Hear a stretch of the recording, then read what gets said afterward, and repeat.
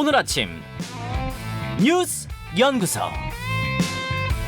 오늘 아침 뉴스의 맥을 짚어드리는 시간 뉴스연구소. 오늘도 두 분의 연구위원 함께합니다. CBS 조태임 기자, 뉴스톱 김준일 대표, 어서 오십시오. 안녕하세요. 예, 첫 뉴스는 비 소식부터 전해주시죠. 네, 어제 서울을 중심으로 수도권은 잠시 소강 상태를 보였는데요. 그 충청 지역으로 정체 전선이 옮겨가면서 이 지역에 많은 비가 쏟아졌고요. 예, 새벽부터는 서울에도 이제 비가 내리고 있는데요. 다시 북상을 한 거예요. 네네. 이 때문에 오전 7시 기준 잠수교와 노들로 여의 상류부터 한강대교까지, 그 양재천로, 양재청교에서 영동 1교까지 모두 양방향 운행이 지금 불가능하고요. 예. 그 지난 월요일부터 어제까지 기록적인 호우로 서울, 경기, 강원 지역에서 사망자는 11명, 실종 8명으로 집계됐습니다.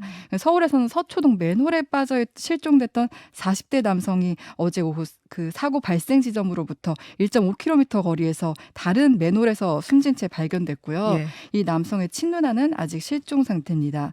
이번 호우로 거주지가 파손되거나 침수된 이주민은 570세대 723명으로 서울과 경기에 집중됐습니다.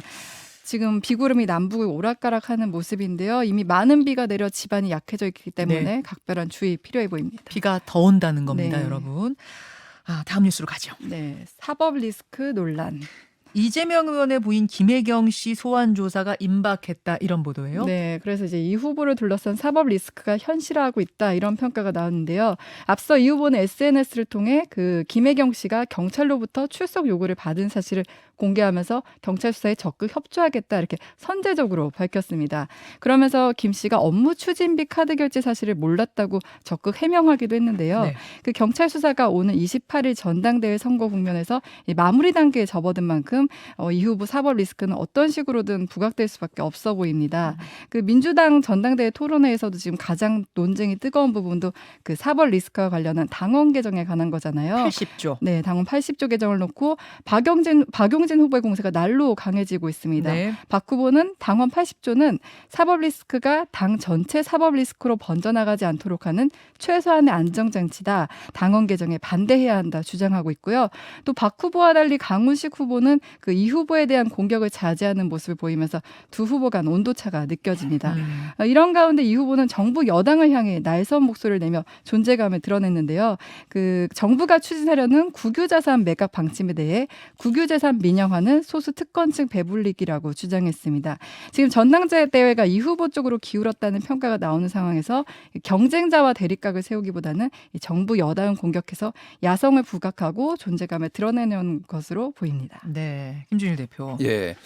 어제 이제 TJB, 대전 TJB에서 이제 민주당 후보, 당대표 후보자 토론회가 네. 있었는데 여기서 이제 마녀라는 얘기가 나왔어요. 그러니까 박용진 후보가 나는 정치 탄압에 대해서 같이 싸우기 위해 이재명 후보가 근거 자료를 좀 내라, 이거에 대해서 사법 리스크에 대해서 이렇게 하니까 그거는 마녀가 당사 그 의혹을 제기한 사람들이 내야지. 그럼 이건 마녀 사냥이다. 이런 나를 취지의- 마녀 사냥하고 있는 거다. 예, 예. 이재명 의원이 그렇게 주장한 거죠. 마녀인 증거를 본인이 내야 하는 것이냐, 뭐 이런 취지를 얘기해서 이제 예. 각을 세웠고요.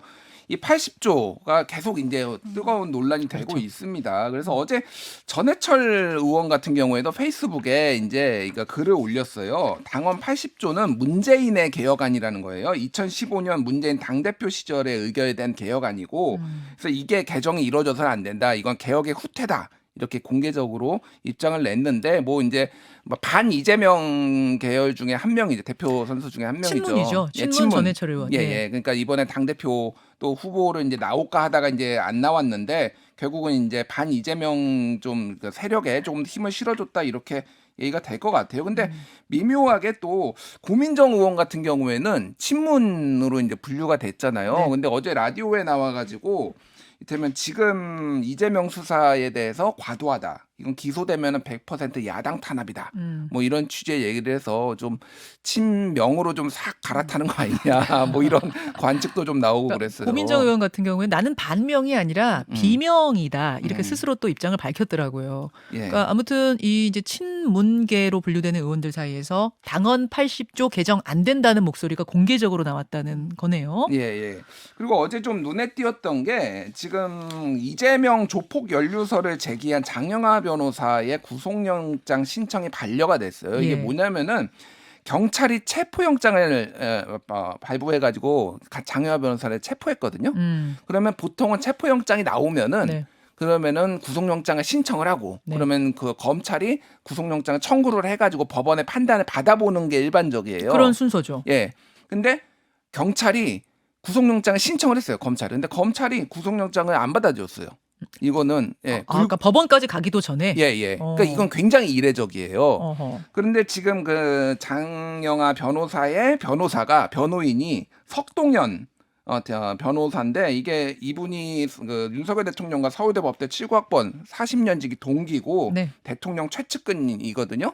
그러니까 이게 지금 혹시 검찰이 알아서 지금 움직인 거 아니냐 뭐 이런 얘기들이 나오고 있어요. 그러니까 고개 숙인 거 아니냐 그런 건데 어쨌든 당시에 지난해 국정감사에서 그 이제 그 조폭 연루설을 제기를 하면서 김용판 의원이 그 장영하 변호사가 제공한 사진을 돈다발 사진을 공개를 했는데 그게 이제 박철민 씨라고 국제 마피아 조직원인데 예, 수감 예. 중인데 이 사람이 렌터카 사업 홍보하기 위해 본인 SNS에 올린 거였는데 잘못 올린 거였거든요. 그래서 그렇죠. 이게 문제가 상당히 이제 됐었어요. 그래서 이런 식의 이제 일이 있으니까 민주당에서도 이거는 표적 수사다. 뭐 이렇게 이재명만 죽이기 아니냐 뭐 이런 얘기들이 지금 나오고 있는 상황이죠.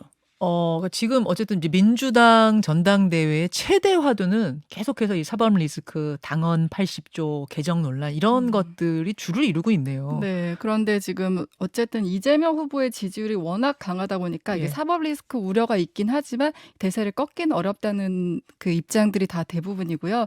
그리고 전해철 의원 같은 경우는 이제 홍영표 의원과 전해철 의원 친문계에서 이제 그 출마를 하지 않았잖아요. 네. 그래서 지금까지 목소리를 내지 않고 네. 있다가 사법 리스크에 대해서 직접 공격하기보다는 이제 당헌 80조 개정에 대해서 명분이 있다 보니 이 부분에 대해 목소리를 내기 시작한 거 아닌가 이렇게 보고 있습니다. 오늘 월간 유인태 있는 날입니다. 유인태 전 사무총장은 어떻게 생각하는지 그 이야기는 거기서 좀 더 해보기로 하고 다음으로 가죠. 표절률 48.1%. 이건 무슨 얘기입니까? 네, 김건희 여사 석사학위 논문 얘기입니다. 그러니까 앞서 국민대가 표절이 아니라고 결론을 냈던 건 박사학위 논문이고요. 네네. 지금 얘기할 건 그 김 여사의 숙명여대 석사 논문과 관련한 건데요.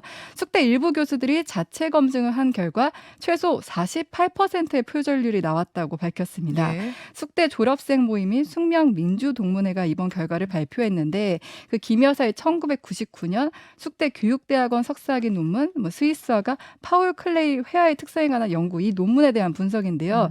이 48%라는 수치도 사실 보수적으로 확인한 경우고요.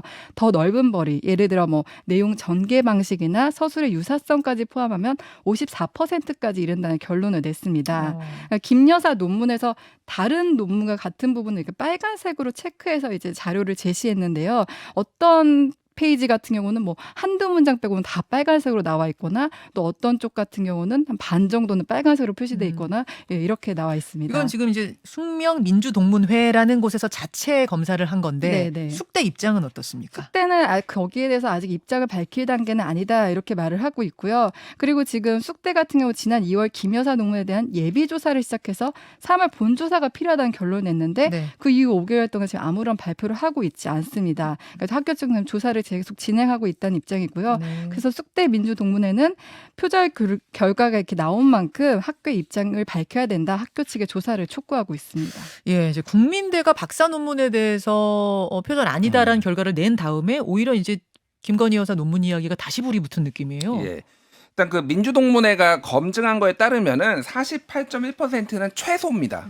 이게 최소고 표절 문단 내 재인용 문장을 포함을 하면 53.7% 아니면은 타 연구 논문과 유사한 맥락까지 포함하면 54.9%로 절반 이상이 표절이라는 거예요. 어쨌든 이거는 그 민주동문회에서 한 거니까 좀 봐야 되지만 굉장히 표절률이 높다라고 볼 수가 있는데 이게 지금 왜 논란이 되고 있냐면은 네. 이제 대학의 표절 검증은 이런 절차로 이루어집니다. 예비 조사를 일단 해요. 네네. 그리고 연구윤리 진실성위원회가 이제 승인을 합니다. 그런 다음에 본조사에 들어가요. 그리고 여기에서 결론을 연구윤리진실성위원회가 결론을 내리고 총장 보고를 하는데 네. 이를 규정상에 예비조사는 30일 이내 그리고 본조사는 90일 이내 처리해야 된다라고 있는데 연구윤리진실성위원회를 승인하는 거는 언제까지 해야 된다라는 그 기한이 없어요. 거기서 멈춰 있는 거군요, 지금. 그래서 지금 3월에 예비조사를 했거든요. 1단계를 들어갔어요. 예. 2단계를 지금 안 넘어가고 있고 시간을 끌고 있는 거예요. 이거에 대해서 5일 전에 숙명여대가 언론과 정치권에서 압박을 가하고 있다라고 했는데 이 압박이란 거는 숙명 민주동문회가 빨리 해라라는 이런 압박에 지금 좀 어렵다. 중립성을 지키기가 어렵다. 이런 취지로 얘기를 했는데 어쨌든 이게 왜 중요하냐면은 석사 논문이 표절이다라고 하면은 박사 논문도 자동으로 취소될 가능성이 높습니다. 아, 그렇게 석사 학위 자체가 그렇게 되면은 그럼 자격 미달이 되는 거예요. 그러니까요. 박사를 할 자격 미달이 되니까 이게 2020년에 가수 홍진영 씨가 조선대에서 받은 석사 논문이 표절로 되면서 네. 박사 논문도 취소가 맞아요. 됐거든요. 맞아요. 그러니까 이런 것 때문에 지금 여기서 다 주목을 하고 있다라는 거고 지금 국민대에는 후폭풍이 엄청 심해요. 지금 카카오맵에 그 국민대 별점이 1.5점이거든요. 여기 다 별점 테러를 하고 있습니다. 사람들이 와가지고. 왜 영화 그 별점 매기듯이 예. 대학교 별점도 막 매겨요. 그러니까 뭐 다른 학교는 예를 들면 중앙대 4.0, 연세대 4.2 그러는데 그게 지금 뭐 다 댓글이 뭐 여기가 박사학위 뭐 맛집이라면서요. 논문 유지해 준다면서요. 뭐 이런 댓글들이 쫙 달려 있어요. 그래서 지금 국민대 학문적 양심을 생각하는 교수들이 지금 내일 총회를 열어서 어떻게 할지 지금 대응을 한다라는 그런 얘기까지 아이고, 있습니다. 대학가도 술렁술렁하네요. 자, 마지막 뉴스로 갑니다. 네, 돌아온 유승민. 유승민 전 의원 네. 어제 나온 여론조사 결과 때문이죠? 네, 그 어제 국민의힘 차기 당대표로 누가 적합한가를 물은 여론조사에서 유승민 전 의원이 1위를 기록했어요. 예. 그 한길 리서치가 쿠키뉴스 의뢰로 지난 6일에서 8일 만 18세 이상 성인 1,006명을 대상으로 한 조사 결과 유승민 전 의원이 23%로 가장 높은 지지를 받았고요. 이준석 대표가 16.5%로 그 뒤를 이었습니다. 네. 이제 그 뒤로 안철수 13.4%, 뭐 나경원 전 의원 10.4% 순이었는데요. 자세한 내용은 중앙선거 여론조사 심의위원회 참조하시면 되고요. 그 유 전 의원과 이 대표 어찌 보면 윤석열 대통령 또 윤핵관과 좀 거리가 있는 두 사람이 당대표 순위에서는 1, 2위를 기록한 겁니다. 유 전 의원의 경우 뭐 대구 경북권에서 일종의 이제 배신자 낙인이 찍혀져 있는 것으로 알려져 있잖아요. 박근혜 전 대통령 당시부터죠. 네. 근데 이번 조사에서는 그 부분도 좀 옅게 나타났어요. 대구 경북 TK 지역에서 25%, 그 부산 울산 경남 PK 지역에서 24.2%의 지지율을 나타냈거든요. 네. 서울 인천 경기 충청 이쪽에서 20% 전후 지지율을 나타낸 것과 비교했을 때 대구 경북 그 PK 지역에서 높은 지지율이 나타낸 겁니다. 예. 그러니까 TK 지역에서 아직 반유승민 정서가 있는 것으로 알려졌지만 뭐 최근 이 대표 퇴출 등 당내 분란상의 고스란히 드러나면서 유 전 의원이 좀 부상한 거 아닌가 이런 분석이 나옵니다. 사실 여론조사 하나만 가지고 뭐 우리가 단정 짓긴 어려워요. 앞으로의 흐름을 더 보긴 해야 될 텐데 아무튼 지금 뉴스에 거의 이름이 안 나오고 활동을 안 하는 인터뷰도 안 하는 유승민 전 의원이 1등을 했다는 건 네. 놀랍긴 해요. 그러니까 그동안 여론조사 회사들이 유승민 의원을 아예 설문지에서 빼고 한 건지 아니면 들어갔는데 빠진 건지 저도 모르게 확인은 못 해봤는데 뭐 여론조사마다 방식이 다 다르니까. 이제 뭐 소위 말하는 보기도 다르고. 갑툭튀라고 하죠. 갑자기 툭 튀어 나왔다 유승민 의원이. 어제 여론조사는 갑툭튀는 맞아요. 그래서 굉장히 눈길을 끄는데 이거 좀 재밌어요. 뭐가 재밌냐면 유승민 네. 의원이 1등을 한 지역으로 보면은 네. 서울하고 부울경하고요. 대구 경북에서 1등을 했습니다. 부울경에서. 그리고 60대 이상에서도 1등을 했어요. 그래요?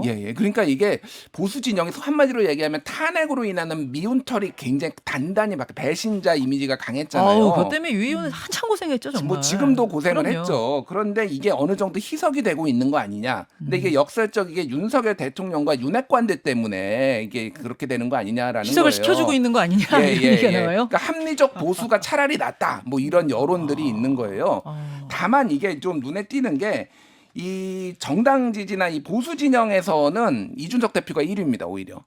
그리고 유승민 대표가 2위인데 중도나 민주당 지지층에서는 이제 만유일이에요. 유승민 후보가. 그러니까 여기 합리적 보수다 이런 뭐 상대 진영에서 더 좋아한다 뭐 이런 거는 아직도 이제 남아 있는 거죠.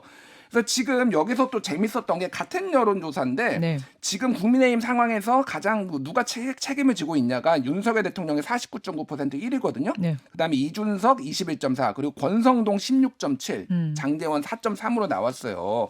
그래서 이준석 대표 물러났고 권성동 원내대표는 안 물러나고 이거에 대해서 지금 차기 당권 주자들이 지금 어제 목소리를 일제히 냈어요.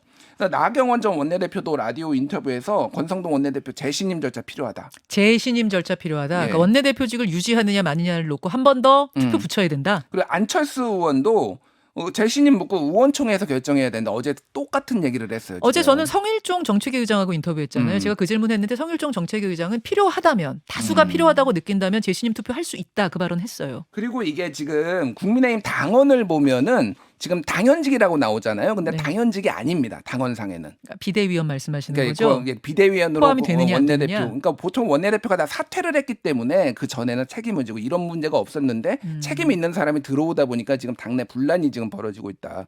이렇게 볼 수가 있겠습니다. 자, 그런 이야기까지 흐름이 있다는 걸 아시면서 두 분과 인사드리죠. 고맙습니다. 감사합니다. 김현정의 뉴스쇼는 시청자 여러분의 참여를 기다립니다. 구독과 좋아요, 댓글 잊지 않으셨죠? 알림 설정을 해두시면 평일 아침 7시 20분 실시간 라이브도 참여하실 수 있습니다.